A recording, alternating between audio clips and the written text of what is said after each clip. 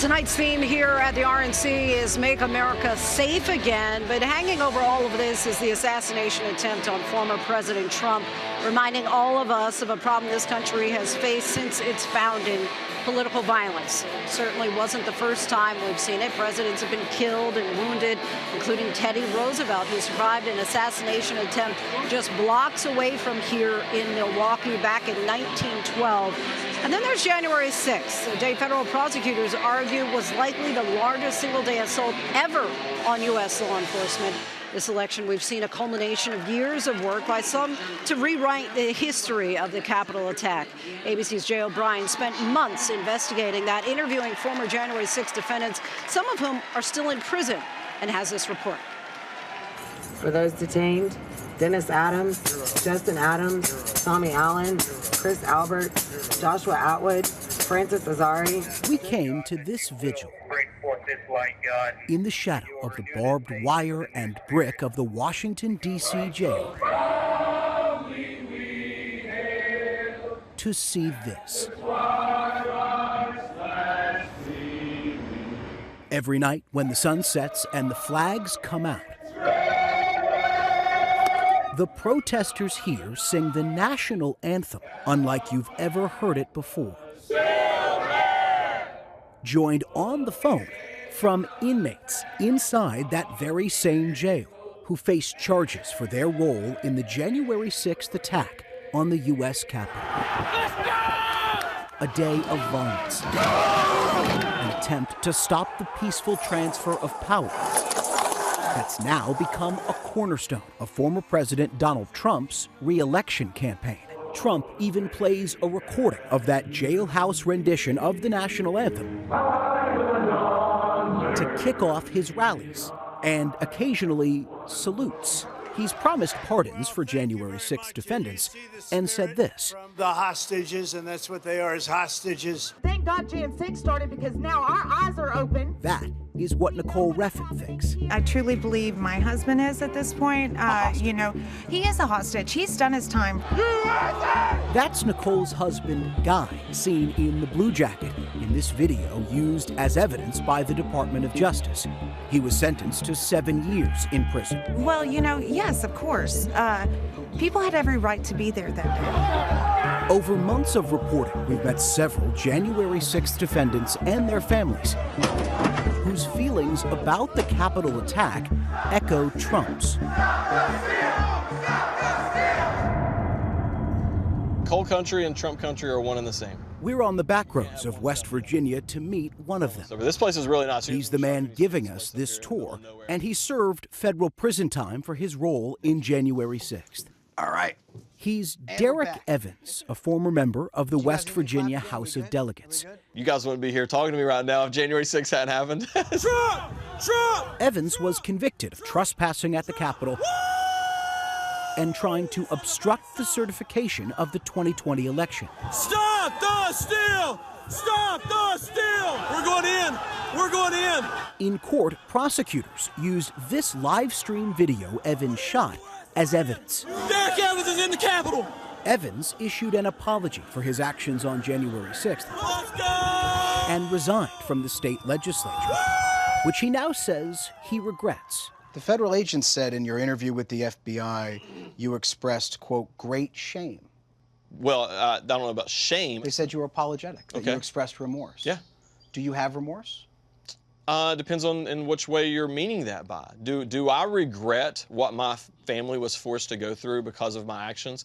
Absolutely. Do I regret that the media, that I was a part of something that allowed the media to paint this false narrative, to twist this narrative and paint this into something that it wasn't? Absolutely. Do I have shame? No, I do not. After serving 3 months in federal prison this year, Evans joined a handful of other January 6th defendants running for Congress, portraying himself as a political martyr, even using this photo from court on his website, and repeatedly insisting the January 6th he saw Cops are running. Wasn't a violent attack fueled by lies of a stolen election, but a peaceful demonstration. But you were standing right next to rioters who who were clashing with police officers. That's simply not true. Derek, it's on video. Okay. I'll show it to you. Do it. Here it is. Ready? Yeah. This is your video. Okay. Right? Yeah. For the record, guys, I'm not touching anything. I am just here to watch. Oh, that's not up there, the Capitol building. That's a bicycle Right, racks they're about back to there. break okay, through yeah, the first barricade. Okay, the bicycle racks. Okay, yeah. I thought you meant up at the Capitol. Right, okay. but this is the Capitol complex. Well, they're not for the record, they're not clashing. They're pushing the They barricades. are removing and the barricades, officers are on yes, other but they're not sides of it. fighting police officers. They're not removing the barricades, Derek. They're pushing through them. They're not fighting. They're not fighting the police officers. Though. The police no are one holding there the that barricades back, Derek. has show me where someone puts their hands on a police officer. They're putting their hands on the barricades. On the police officer. And on the other side is the police officer. Show me where someone puts their hands on a police officer. Well, firstly, they're pushing the thing that the officers I'm not arguing with you. I agree with you. Evans lost his primary this spring. Stay strong, never give up. At her home in South Carolina, Pam Hemphill feels much differently about the Capitol attack. They said, well, we got to fight the government and prove to them they're wrong. And I said, but I was wrong. I was guilty. The 69-year-old cancer survivor Are you hurt?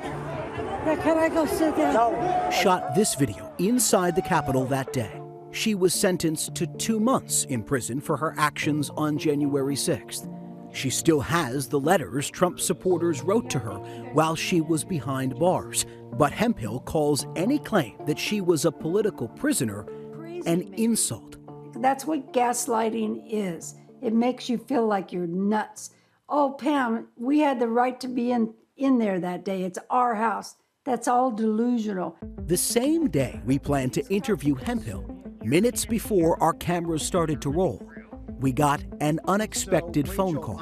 I'm putting on my microphone here because I wasn't expecting your call. From someone who still reveres Trump and believes what he says about January 6th. This call is from a federal prison. On the phone was Rachel Powell, currently serving a 4-year sentence. I don't feel bad about believing that there was election fraud. That is Powell in the pink hat, fueled by Trump's lies about election fraud, trying to smash through a window of the Capitol. You went through the court system. You're not a hostage, necessarily.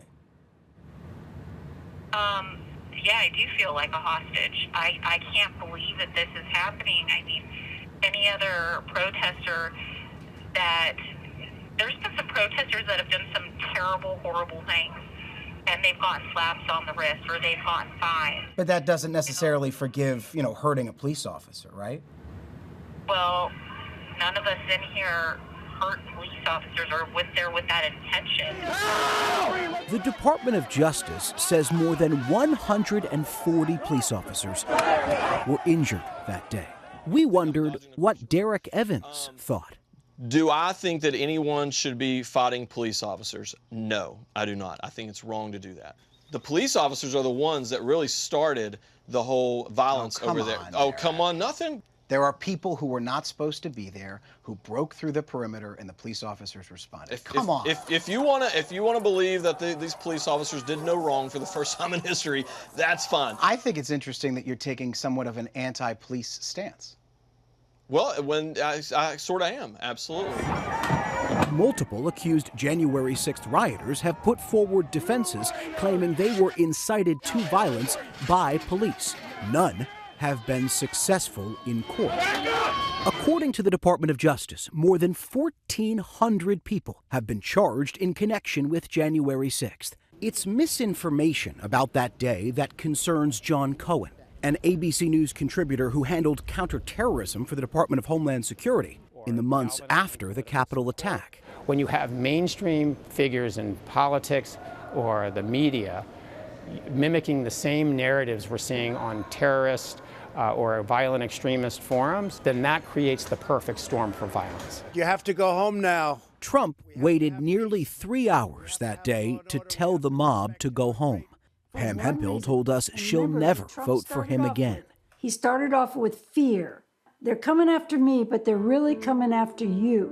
But she's an outlier. Most former January 6th defendants we met are still deeply loyal to the former president, like Rachel Powell, who mailed us this photo smuggled out of her federal prison cell, showing her and 3 other January 6th inmates smiling with the words Trump 2024 scrawled up top.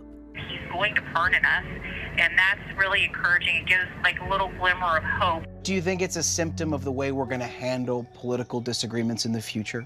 I think we're already there. I think this country is more divided than it probably was before the Civil War. For many, January 6th has created a sense of community, fueled by a deep-seated false belief that they are being persecuted. That's the message at this vigil every single night. And that is what Donald Trump has tapped into as he runs for the White House again.